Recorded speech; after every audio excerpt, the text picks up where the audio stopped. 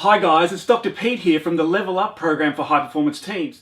As you know, work plays a large and important role in all our lives, and most of us spend up to a third of our entire lives at work. Given this, it's important to make work as enjoyable and sustainable as possible, and the best way to do this is by being a part of a high performance team. In this short video, I want to introduce you to the 3 warning signs of team failure and share some practical ideas you can use with your team to effectively manage these risks. Team failure occurs when individual, team and organisational risks are not identified and addressed.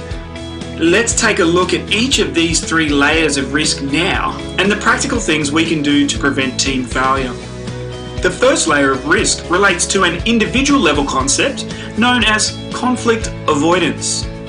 When we feel threatened, regardless of the level of threat itself, our stress response, aka the fight-flight response, kicks in and we make a split-second choice to avoid or confront issues.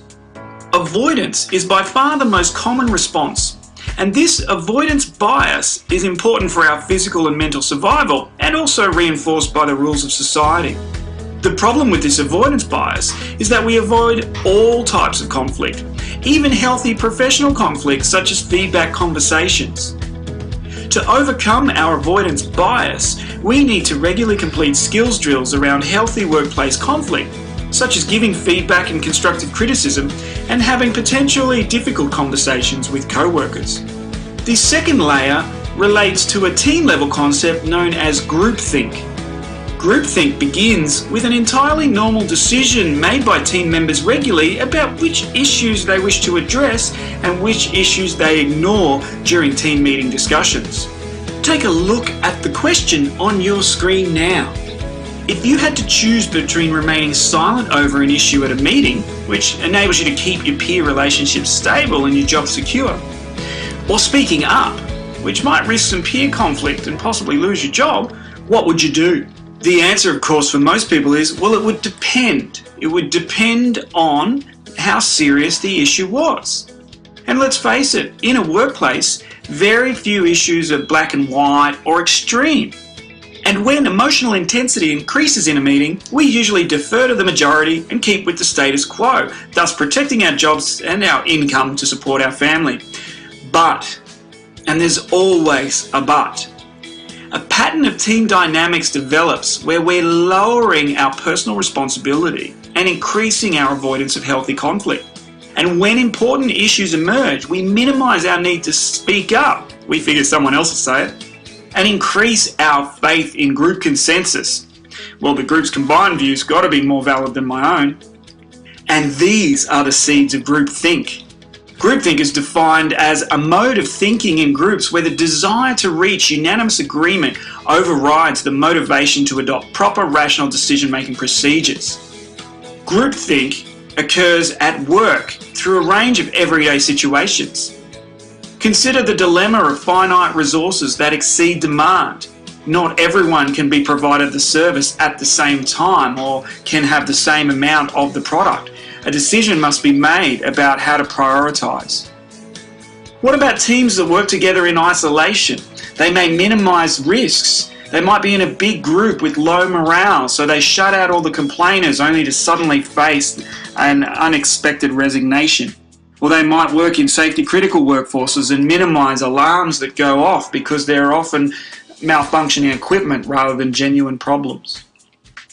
The last form of everyday risk is dominant personalities, where they might overtly or accidentally create pressure on the group.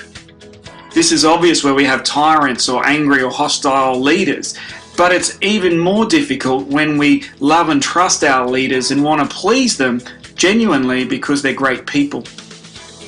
Of course, the solution to groupthink is what we call the DDA, or Designated Devil's Advocate, and that is to make sure at least one or more people in the group are engaging in critical analysis and actively questioning things, even if they've already agreed with where the discussion's going. The third and final level of team risk relates to organisational risks, and these begin when organisations inadvertently prioritise short-term problems ahead of longer-term strategy. Many teams and leaders are familiar with the expressions, the squeaky wheel gets the oil, and the 80-20 rule. This relates to where we accidentally engage in inconsistent treatment of staff, spending a lot of our time focusing on a minority of people, trying to keep them happy and address their problems. And over time, inadvertently ignore the majority who are performing at average or above average levels. The impact of this, of course, is to drag the high-performing workforce down as they seek to receive feedback and attention from their peers or managers, and the only way they can do this, unfortunately, is by lowering their performance, thus the squeaky wheel gets the oil. We describe this as a difference between a happy and a healthy workforce. If relationships drive performance, trying to keep people happy in the hope they'll do their jobs, then we invariably create the status quo, which over time creates organisational failure. But if a performance culture exists and relationships are built as a result of this, then productivity prevails, leading to continuous improvement. This process begins with leaders making a choice about clarity prioritised ahead of happiness. The solution to the dilemma of happy versus healthy begins with leaders.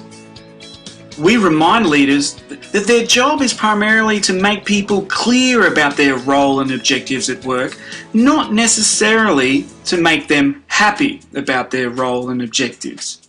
If people are clear about what is expected, and the organisation promotes general positive behaviour, they can make a choice to enjoy and find happiness in their job, or alternatively, identify a different organisation better suited to their needs. So now that we understand the 3 warning signs of why teams fail, let's stop for a moment and have a think about your team's risk profile. Considering those 3 layers of risk, individual conflict avoidance, teams and groupthink, and organisations confusing happy versus healthy, assess your team's risk profile from no risk of problems at all through to high risk of problems. Based on this risk profile, you can then engage with the team about the risk management strategies that we've described that you can get started on now. Thanks for watching. Don't forget to check out the other High Performance Teams videos explaining the 4 KPIs of success and also showing you how to fast track sustainable culture change. Until next time, bye for now.